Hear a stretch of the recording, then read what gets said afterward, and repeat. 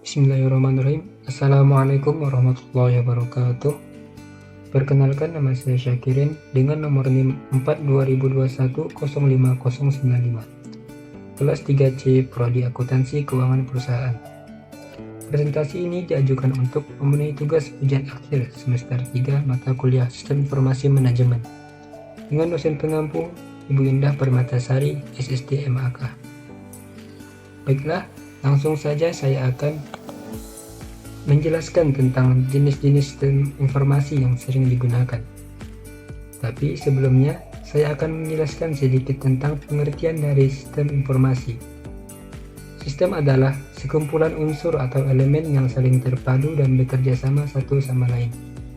Kemudian informasi adalah sekumpulan data atau fakta yang dikelola menjadi sesuatu yang bermanfaat bagi penerimanya.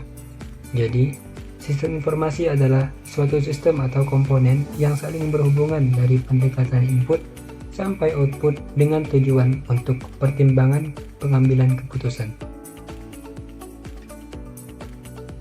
Ada 5 jenis-jenis informasi yang sering digunakan.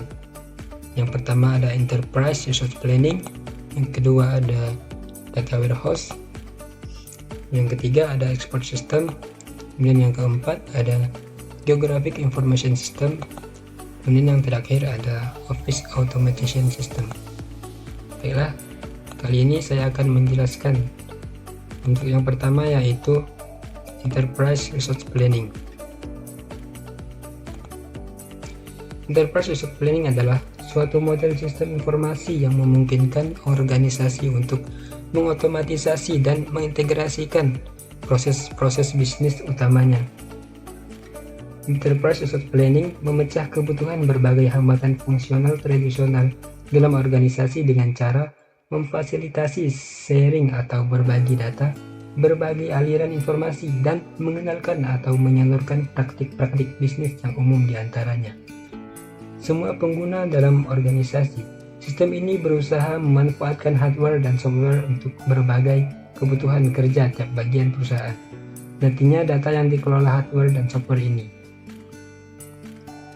Contoh aplikasi yang menggunakan sistem Enterprise Resource Planning adalah sistem informasi akademik, atau biasa kita dengar singkatannya yaitu SIA. Merupakan sebuah aplikasi yang mengintegrasikan seluruh proses inti sebuah bisnis pendidikan ke dalam sebuah sistem informasi yang didukung oleh teknologi terkini. Sistem informasi akademik sangat membantu dalam pengelolaan data nilai mahasiswa, mata kuliah, data staf atau pengajar atau dosen, serta administrasi fakultas atau jurusan yang sifatnya masih manual untuk dikerjakan dengan bantuan software agar mampu mengefektifkan waktu dan menekan biaya operasional. Kemudian, jenis yang kedua yaitu Data Warehouse. Sistem yang mengumpulkan data dari berbagai sumber dalam suatu organisasi untuk pelaporan dan analisis. Laporan dibuat dari query kompleks dalam data warehouse yang digunakan untuk membuat keputusan bisnis. Dalam istilah yang lebih komprehensif, ini merupakan pandangan gabungan dari repositori data fisik atau logis yang dikumpulkan dari berbagai sistem. Contoh aplikasi yang menggunakan sistem warehouse ini adalah Microsoft Access, yang merupakan sebuah program aplikasi pengelola database yang bisa digunakan untuk merancang, membuat, dan mengolah berbagai jenis data. Sebagai aplikasi pengolah data terpopuler saat ini, program aplikasi ini biasa digunakan pada perusahaan bisnis, pendidikan, kantor, bahkan programmer. Kelebihan dari Microsoft Access yang pertama adalah mudah untuk digunakan. Program Microsoft Access ini mempunyai berbagai macam wizard, serbaguna, dan pilihan template yang siap digunakan oleh pengguna seperti form, report, query, dan masih banyak lagi. Kemudian, jenis yang ketiga yaitu Export System. Expert System atau biasa disebut dengan sistem pakar adalah sistem yang berusaha untuk mengadopsi pengetahuan manusia ke komputer agar komputer dapat menyelesaikan masalah seperti yang biasa dilakukan oleh para ahli. dan sistem pakar yang baik dirancang agar dapat menyelesaikan suatu permasalahan tertentu dengan meniru kerja dari para ahli. Pakar yang dimaksud di sini adalah orang yang mempunyai keahlian khusus yang dapat menyelesaikan masalah yang tidak dapat diselesaikan oleh orang awam atau orang umum. Jenis informasi sistem ini mengandalkan pengelolaan informasi menggunakan AI atau Artificial Intelligence. Hal ini makin umum digunakan karena perkembangan teknologi sekarang sudah bagus. Walaupun Artificial Intelligence masih belum sempurna berperilaku seperti manusia, penggunanya masih terbatas. Namun, di beberapa bidang, Artificial Intelligence ini sudah digunakan sebagai pengambil keputusan karena mampu melakukan analisa lebih cepat. Ini merupakan contoh aplikasi menggunakan expert system, yaitu sistem ini diciptakan oleh Richard Duda, Peter Hart, dan Rand pada tahun 1978 yang menyediakan kemampuan seperti pakar di bidang geologi. Didesain oleh Sheffield Research Institute pada akhir tahun 70-an. Next, untuk jenis yang keempat yaitu Geographic Information System, yang merupakan sebuah sistem komputer yang dapat digunakan untuk memperoleh data terkait dengan posisi geografis di muka bumi, menyimpan, memanipulasi, menganalisis, mengelola serta menampilkannya pada layar monitor atau media yang lainnya.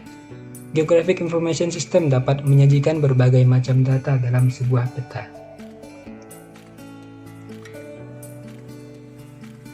Ini merupakan contoh aplikasi menggunakan Geographic Information System, yaitu seperti Google Maps.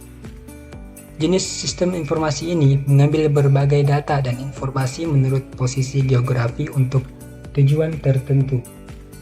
Contoh saja, perusahaan internasional seperti Google menganalisa data user mereka di seluruh dunia. Menggunakan Geographic Information System, Google dapat melihat negara madang yang paling aktif search dan menggunakan layanan lain perusahaan mereka. Data ini juga dapat digunakan untuk riset pasar.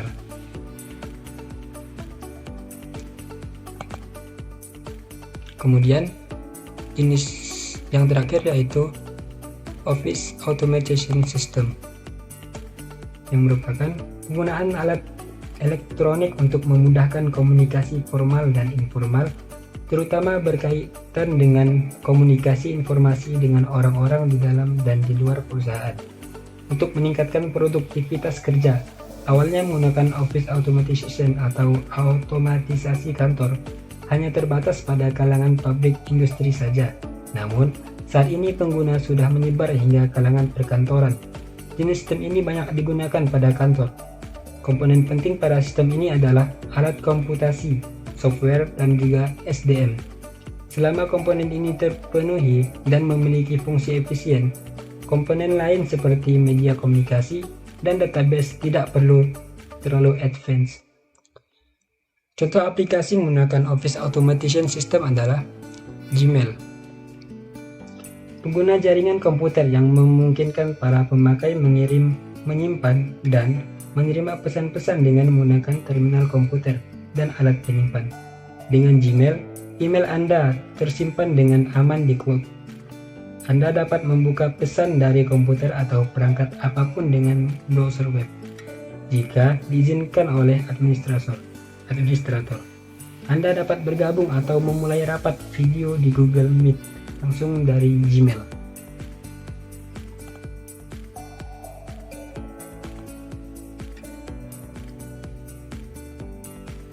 Jadi untuk kesimpulannya adalah